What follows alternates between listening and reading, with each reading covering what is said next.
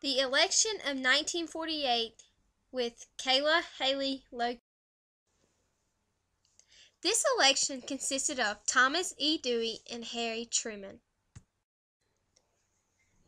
This is Harry Truman. He is part of the Democratic Party and became president on April 12, 1945, when President Roosevelt died.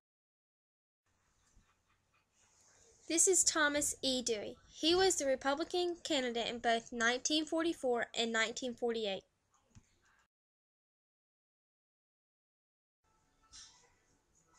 The time period of the 1940s was controlled by World War II, including the bombing at Pearl Harbor several years before.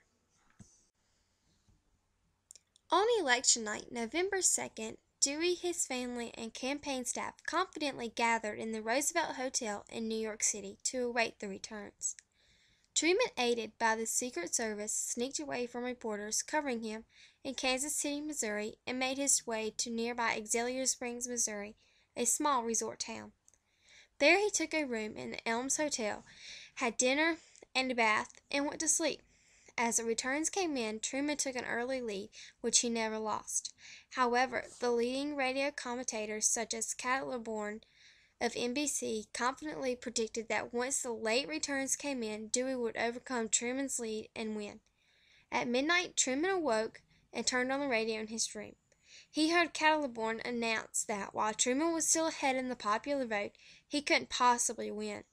Around 4 a.m., Truman woke again. He heard on the radio that his lead was nearly 2 million votes and decided to ride back to Kansas City. For the rest of his life, Truman would gleefully mimic Cat LeBorn's voice, predicting his defeat throughout the election night. Meanwhile, Dewey stayed up throughout the night, examining the votes as they came in.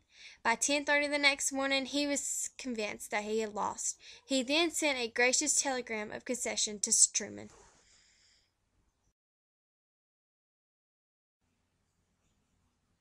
I'm just wild about Harry, and